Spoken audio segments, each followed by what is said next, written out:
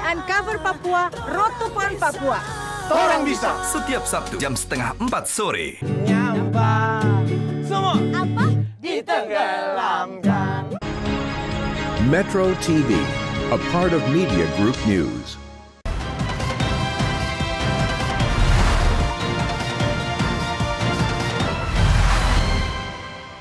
Pemirsa, Anda menyaksikan Headline News pukul 12 waktu Indonesia Barat. Di hari terakhir masa PPKM level 4 Medan, penyiagaan titik pengalihan jalan di dalam kota telah ditiadakan. Sementara itu kasus COVID-19 di Sumatera Utara pada sepekan terakhir melonjak naik hingga lebih dari 1.000 kasus. Informasi selengkapnya kita akan bergabung dengan rekan Dana Pangaribuan langsung dari Medan, Sumatera Utara. Dana, bagaimana situasi di Medan di hari terakhir PPKM level 4 Kota Medan? Apakah skema pengalihan jalan masih diberlakukan? Sasa dan juga pemirsa, memang hingga hari ini memasuki hari terakhir penerapan PPKM level 4 untuk di wilayah Kota Medan. Hari ini terpantau situasi di Kota Medan cukup kondusif, di mana masyarakat masih beraktivitas seperti biasa dan juga pantauan kami untuk pergerakan arus lalu lintas di dalam Kota Medan sendiri terpantau ramai lancar. Tadi kami juga sempat berkeliling di dalam kawasan Kota Medan untuk melihat apakah penyekatan atau pengalihan jalan tetap disiagakan. Namun tadi kami melihat bahwa penyekatan atau pengalihan jalan di dalam kota yang biasa disiagakan kini sudah ditiadakan lagi. Berdasarkan informasi yang kami sampaikan, kami dapatkan dari Kabid Humas Polda Sumatera Utara melalui sambungan telepon yang menyebutkan bahwa pengalihan jalan di dalam Kota Medan sudah ditiadakan secara bertahap sejak Sabtu lalu.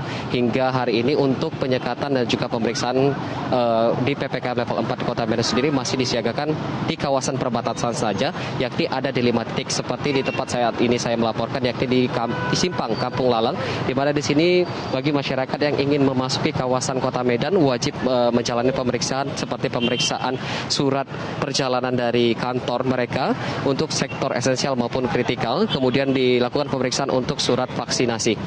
Dan di sini juga terlihat petugas gabungan masih melakukan pemeriksaan secara bertahap, di mana untuk skema pemeriksaan sendiri dibagi, yakni untuk sepeda motor di sebelah kiri, kemudian untuk kendaraan roda 4 di sebelah kanan.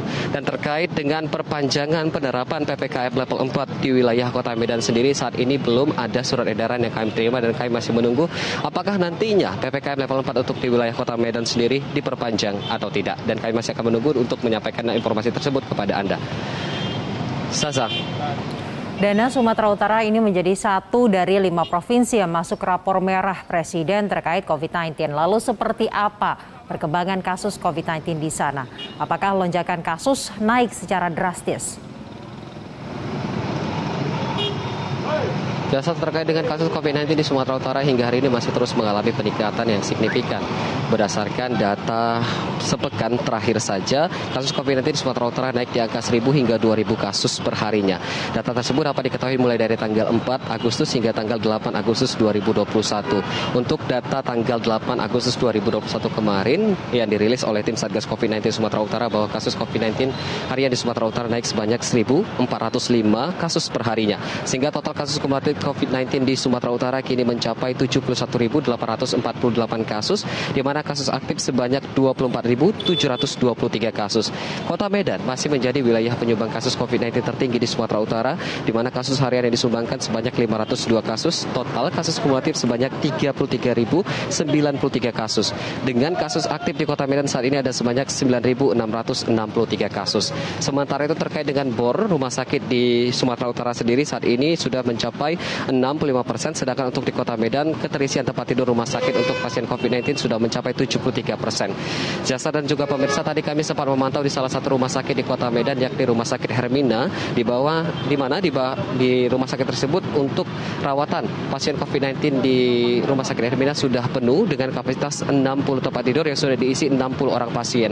Sehingga pihak rumah sakit harus menambah 2 tenda darurat dengan kapasitas 9 tempat tidur yang sudah juga terisi penuh. Tenda ini difungsikan untuk screening atau transit sementara bagi pasien selama menjalani pemeriksaan seperti ronsen paru, untuk nantinya apakah mereka akan dilakukan rawatan lanjutan di rumah sakit ataupun disarankan untuk isolasi mandiri di rumah mereka. Dan saat ini pihak rumah sakit Hermina tidak dapat menerima pasien COVID-19 dikarenakan rumah sakit sudah penuh, dan untuk obat-obatan ataupun oksigen di rumah sakit tersebut dinyatakan aman ataupun terkendali. Demikian saya bisa kami sampaikan.